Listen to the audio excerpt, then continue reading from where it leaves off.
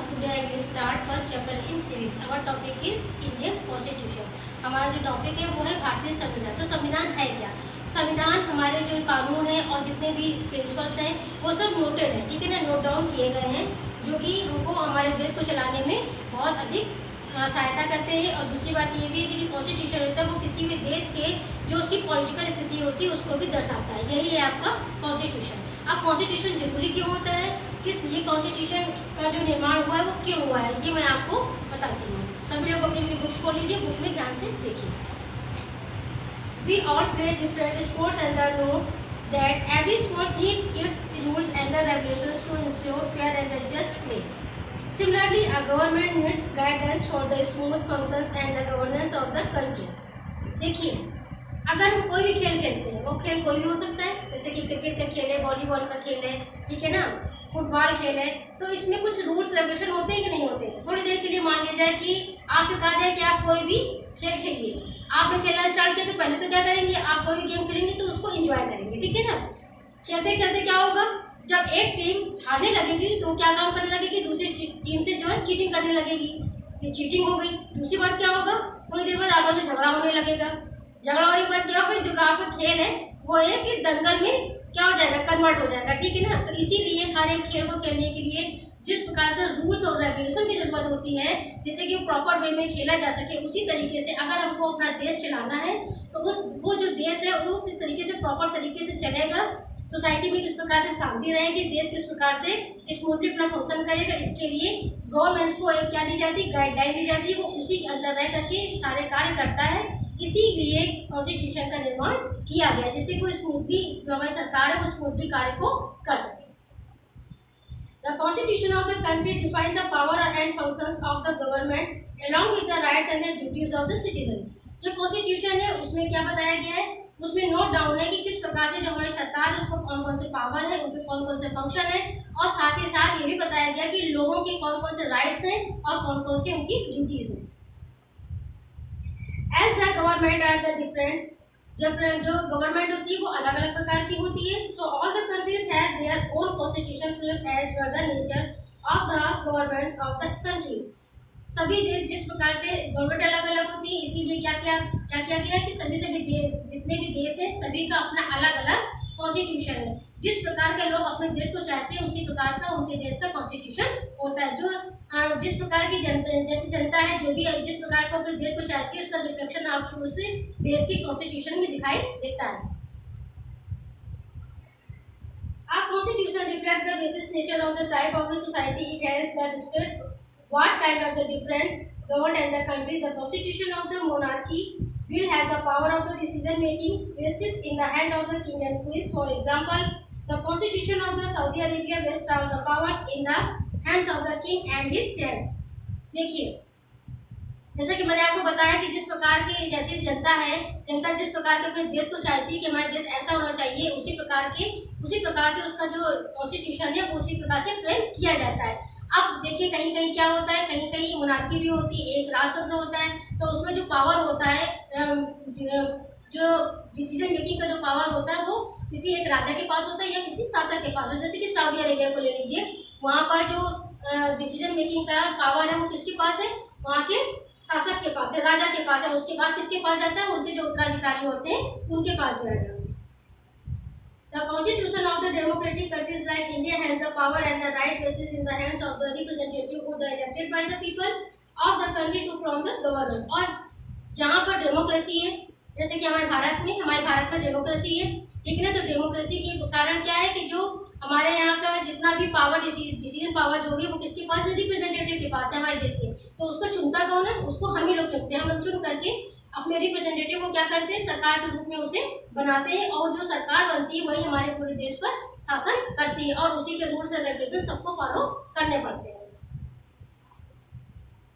A constitution defines a set of the ideas, principles, rules and the rights that all the people believe the support with the view to how they see their country working. ये जो constitution होता है वो किस को define करता है, set of the ideas, लेकिन उनके विचारों को, उनके सिद्धांतों को, उनके नियम को, उनके राइट्स को, ये जितने भी प्रकार के, ये सब कहाँ मिलते हैं, हमारे कॉन्स्टिट्यूशन में लिखित रूप में हमको मिलते हैं. रोल ऑफ द कॉन्स्टिट्यूशन, अगला है आपका role of the constitution in the democracy.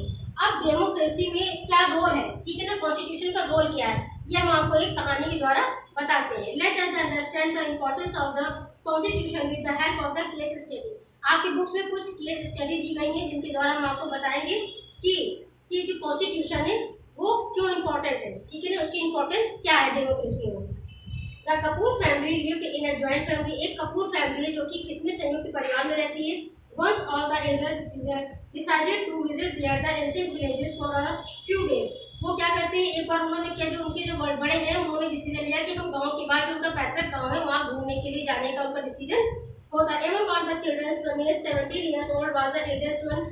सभी बच्चों में सबसे बड़ा बच्चा था जिसकी एज कितनी थी, 17 साल की थी, और उसका नाम क्या था, रमेश था। The elders thought that the Ramesh being the eldest can have good control over other the siblings ranging of the ages 8 to 13।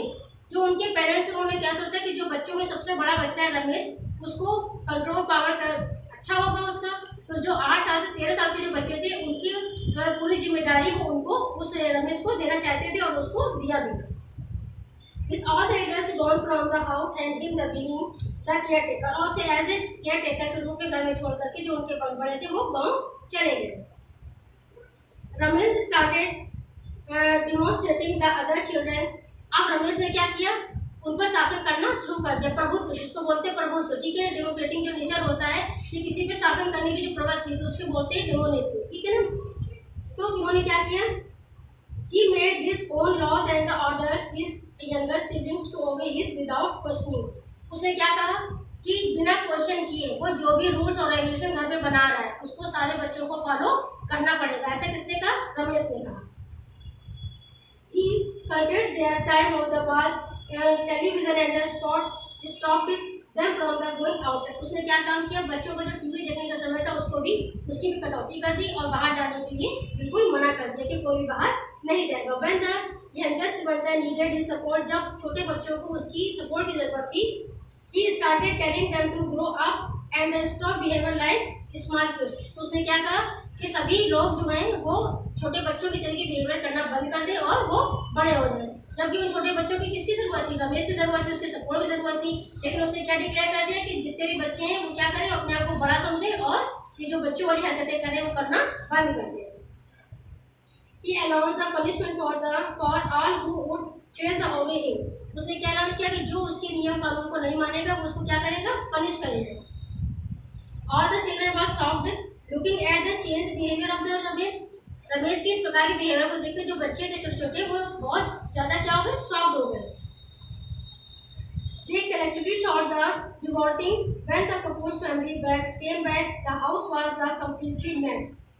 उन्होंने सबने मिल करके एक बहुत ही, इसको कहा जाता है कि एक घिनौना काम करने की सोची, उन बच्चों ने मिल करके, ठीक है।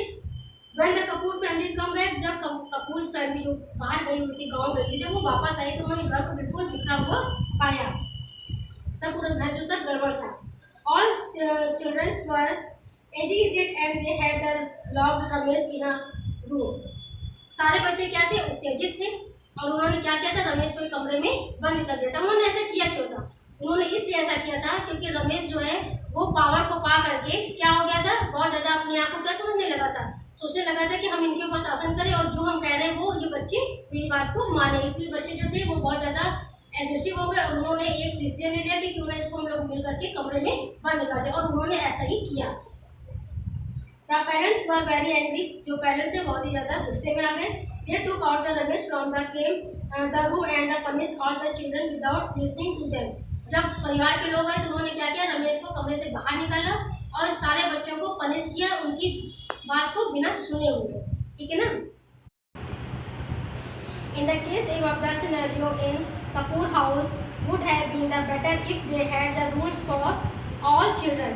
ये जो केस स्टडी आपने ऊपर जो पढ़ी है, जो सिनेरियो आप देख रहे थे, परिदृश्य से आप देख रहे थे कपूर के घर का, तो ये ऐसा ना होता अगर वो सारे रूल्स और रेगुलेशन सारे बच्चों के लिए एक जैसे होते।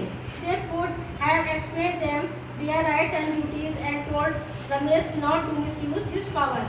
They could have explained, अगर उन्होंने सारे नियम कानून को ठीक से एक्सप्लेन किया होता कि किसको क्या करना चाहिए, तो जो इस प्रकार का सिनेरियो उनके घर में वो ना होता। The absolute autonomy and the power of the Ramesh without any restriction led to the disorder in the house.